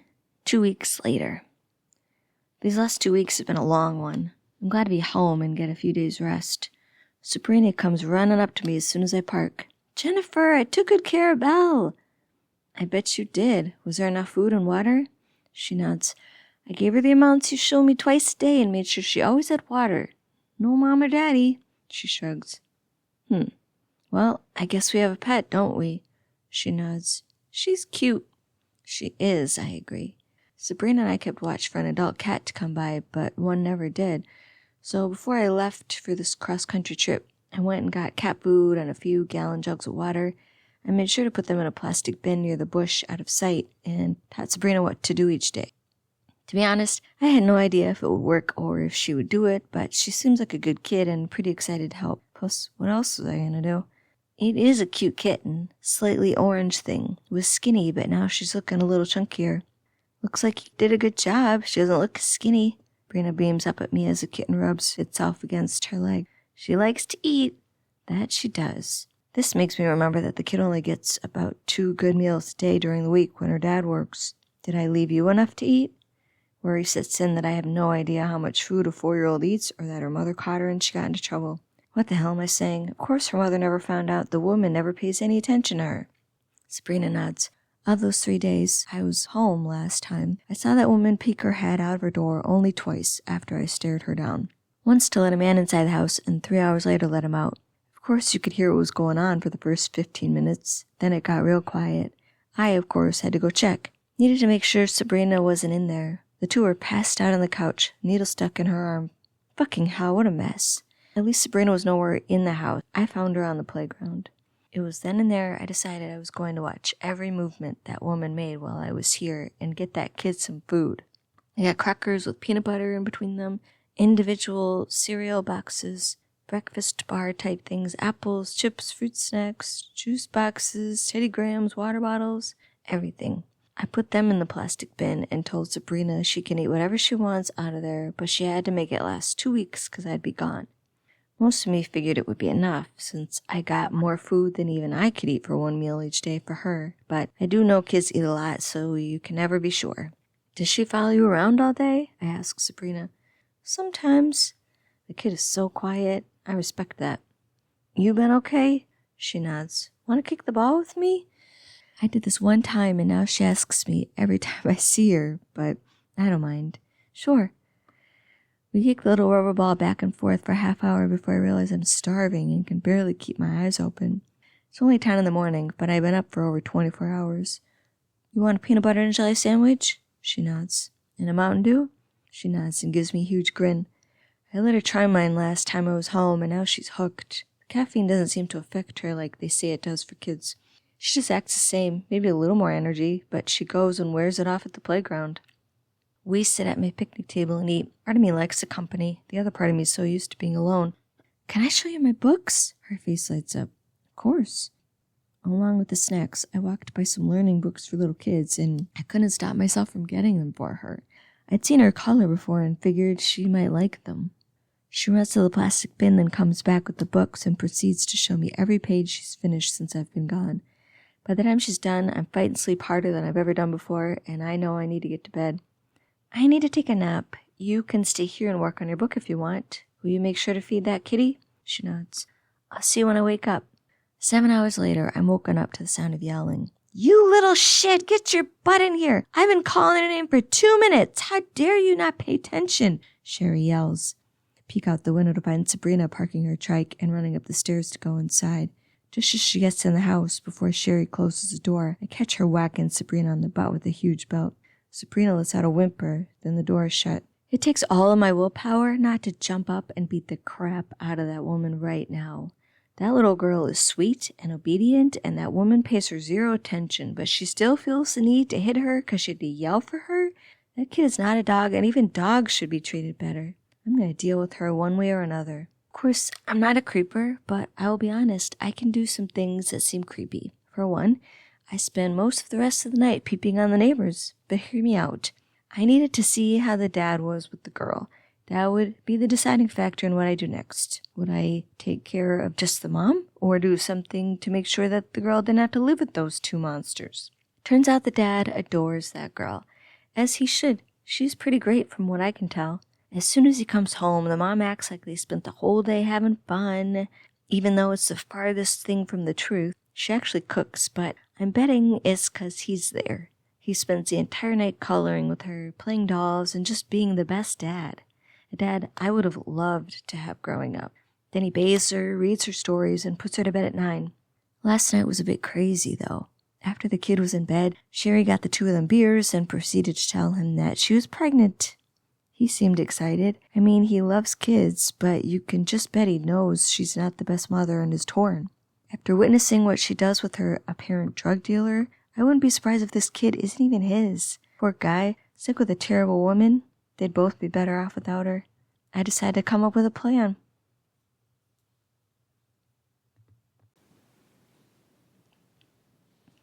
Chapter 15, the next day. I'm thinking today is the day. Well, it's the day if all works out well. Who knows if things will go as planned? They hardly ever do. I stayed up all night planning every detail out so I won't panic as much trying to decide what steps come next. If I have a plan, it helps me relax. Like I'm just ticking the boxes off a checklist. Then I got to bed a bit earlier this morning than I normally do so that I can be awake most of the day to keep an eye out for a good time to make my move. To be honest, I tried to come up with a good plan that didn't involve the drug dealer, but it was harder. So I thought, what the hell? The guy was probably a piece of crap too, so why not take him down with her? I know it's judgmental, but really, do you think a guy who trades sex for heroin is a good guy in life? I doubt it. And I'm not going to lose any sleep getting rid of the man for the world. The man seems to show up around noon, so I head outside around 11 with a sandwich and soda for Sabrina. Her face lights up when I step outside. Hungry? I ask. She grins and nods. I set down the plates and we sit in silence. The kitten jumps up and rubs against my arms. She likes you, Sabrina says. Not as much as she likes you, she grins. After eating, we kick the ball for a half hour before I tell her I have work to do, though it's a lie. So she treks off to the playground. Then I sit and wait. The kitten decides to sit on my lap and wait with me. It purrs loudly as I pet it. They are cute creatures. I never had pets growing up, but I always wanted one. Any kind of pet would do, but my dad always said no. 20 minutes later, the man drives up. I lower my head, pretending to read, but watch out at the corner of my eye as he follows Sherry into the house. Another 15 minutes later, after some very loud sex and then movements in the living room, I peek in the window to find a familiar scene of the two of them on the couch, high as hell and passed out. It's time. I creep into the house and look around. There's a bag of white powder on the coffee table and a needle in his arm. I slowly pull it out of him, hoping to God he's high enough that he feels nothing. He stirs but doesn't wake up. Then I get to work. I think I know what I'm doing, but who the hell knows? I put a crap ton of powder on the spoon, sitting there, then hold the lighter underneath till it melts into a liquid. Then I suck it up into the syringe and hold my breath. I need to take the guy out first. He's bigger and stronger and will be harder for me to control. The syringe is almost full, so it should work for a lethal dose, especially after they already took their normal hit. I slide the needle into his vein, trying to get the same spot he just used. Surprisingly, he doesn't move. How does he not feel that? Whatever. I slowly inject the solution into his vein. Do the whole process over and put the needle in her vein. Her eyes pop open, and I'm sure I'll have to fight her. But she just looks at me, vomits all over the couch, then passes back out. What the hell is wrong with these people? Gross. I inject her with heroin, leaving the needle in the vein. Then I wait to see if it worked. I check their pulses every so often, and then finally she convulses and spasms for a good 2 minutes before her body relaxes into nothing. After 10 more minutes, I'm thinking I'll have to inject the guy again, but then I check his pulse and find nothing. Either way, I think it's good, so I get to work. Put a plastic bag around his head, just in case, and wrap the man in a blanket. Then stuff him in the huge plastic bin with wheels. There's no way in hell I want a chance anyone seeing me drag a dead body out of here. Then I wipe down everything I touched and make sure no one's watching before I drag the bin out of the house. At first the plan was to catch her injecting alone, but I wasn't sure she did that by herself. As far as I could tell, she only got enough heroin each for the times she slept with the guy and not extra. Then I thought about just leaving him to be found alongside her, but figured that would raise too many questions. First, Jack would be shocked to find the guy there. Then it's too suspicious to have two people die of an overdose at the same time. Third, Jack might wonder who the man was, do digging, and find she was sleeping with him. I didn't want him to wonder if Sabrina wasn't his and even have any doubt, so it's just easier to get rid of the guy. Somehow I managed to drag the bin into the front passenger seat of his ridiculous sports car.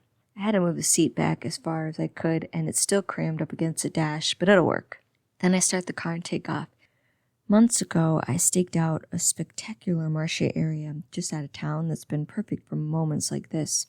It's sandwiched in between two forested lots for sale. Online, it showed that the lots have been on the market for years with no potential buyers, so for now I'm confident I can leave him and others here unnoticed. Even if the lots are sold, who digs up a marsh? And if they do, there's no way they can trace them to me as far as I know. I find a nice hidden spot, pull up the plants, and get to dig in a hole. I dig it just barely wide enough to fit the guy, but deep enough to keep him contained. Then I put rocks in every pocket of clothing I can find, stab him with holes to allow decomposition to happen without too much bloating, and bury him. Then I put the plants over top to make it look like I was never here. It's easy to leave his car in the sketchy part of town. Criminals and car thieves will take care of it for me. I thought ahead and put my bicycle in the trunk so I'd have a way home without calling a cab or taking public transportation. I want there to be no trace that I was anywhere near this place when the cars left, just in case.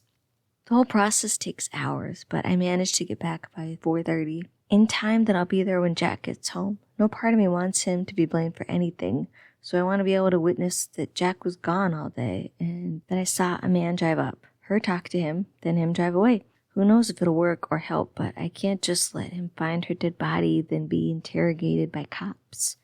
Most likely the cops won't care. They'll see it was an accidental overdose, take her away, and call it a day.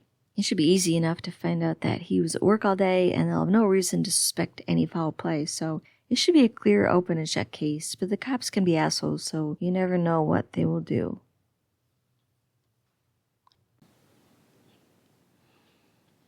Chapter 16. Later that day. 45 minutes later, Jack pulls up. I'm pretending to work on my engine, but have a clear view of the front door. He walks into the house, and a few minutes later, I hear him calling out, "Sabrina! Sabrina!" She's been at the playground all afternoon, but I spot her on her trike pedaling as fast as she can to get home. "Daddy! Daddy!" she yells as she gets close to the house. He rushes out of the house and pulls her into his arms, tears raining down his face. After a minute, he lets her go. "Would you play in your sandbox for a few minutes, sweetie?" She runs to play in the sand, and he pulls out his phone. "Yes, I need help. Please send help. I think my wife overdosed in our house. Please hurry," he pleads with the dispatcher. It takes a few minutes, but he gives them the address, and they get all the details. Then eventually the cops and an ambulance show up.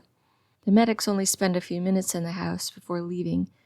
It's obvious there's nothing they can do to revive her. She's been dead a few hours. Then the cops take an hour to analyze the scene before the coroner takes away the body.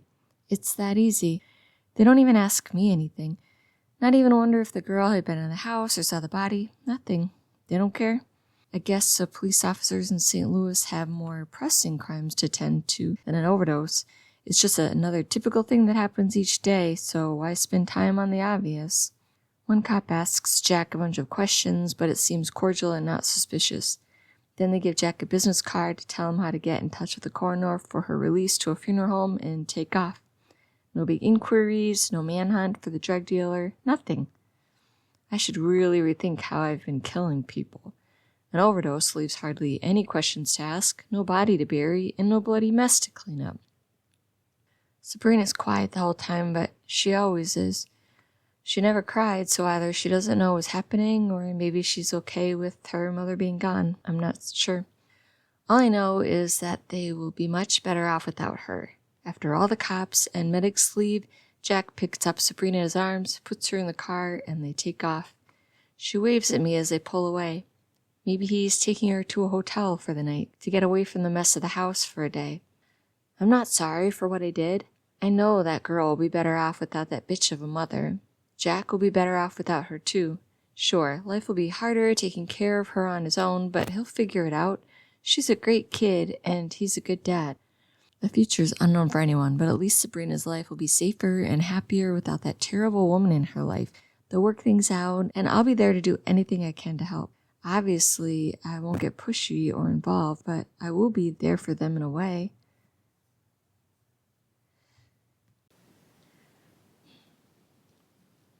Chapter 17, 3 months later. The new neighbors are loud. Pat and Andrew fight all the time. Then they have the loudest sex I've ever heard, and the two kids run around screaming all day. I miss Sabrina. It's been 3 months since I took care of Sherry and that loser drug dealer. The cops and coroner closed the case quickly as an accidental overdose. Sherry was buried and life moved on. Jack's mother came to help for a few weeks. Then, 3 weeks after Sherry died, they moved back to live with Jack's mom, so he'd have help raising Sabrina. I knew it was the best thing for her. The grandmother seemed like a great woman, and Sabrina loved her, but it still made me sad to see that little girl grow. I had grown attached to her over the weeks and would miss her. The day they left, she saw me outside and ran over to give me a huge hug, told me she had to go, and asked me to take care of Belle. I told her, of course, she could take the kitten with her if she wanted, but she said her grandma was allergic. So now I have a cat and new neighbors. The cat I like, the neighbors not so much. Belle is a real cutie. When Sabrina left, I knew I couldn't just leave her to fend for herself for weeks at a time when I'm gone. She was still so tiny, so I decided to get all the things a cat needs. Litter box, cat scratching post, cat beds, all that. And now she goes everywhere with me and seems to enjoy it. When I stop at rest areas or parking lots, she gets out and wanders around, but never goes too far and always comes back. Then when we're home, she gets free run of this place. It's a good setup. She's fed and loved, and I have company now. I never knew I was a cat person, but here I am. Also, I'm here listening to the damn kids in an argument with a stepdad. I guess their real dad died in a car accident a few years back, so now they get this loser in their life. Poor kids. Pat works weird hours at an elderly care facility, so she leaves at like 9 and comes back home before the kids wake up. She must have just left, because they seem a bit quieter when she's around. "Get in your rooms!" I hear Andrew yell, probably to both kids. They groan, and I hear a whimper. "Please, I don't want to go to bed. Can I sleep with Jamie?" The little girl Eve asks. Jamie's the older brother. "Not tonight. Now get to bed!" he yells. I finally hear quiet. Then I realize Belle isn't back. It's close to dark, so I go around looking around the tree line and bushes at the end of our lots. She usually hears me and pops her head out to come inside the cab for the night. I almost give up, and worry sets in when she finally mews at me and jumps down from the tree branch. "You little shit, you scared me!" I pick her up in my arms and head back to the truck. That's when I hear it. Loud whimpering coming from one of the rooms, then crying, and what I think are adult moans. Moans I know all too well when the parents are being loud enough in bed for the whole neighborhood to hear. But the mother is not home. I lose my shit. There's not going to be any planning for this one. Rage fills my head, and I can't think straight. That motherfucker will never hurt that child again. So glad I bought that gun a month back. You never know when you'll need one. I put Belle in the cab, grab the gun, and head next door, seething with hate.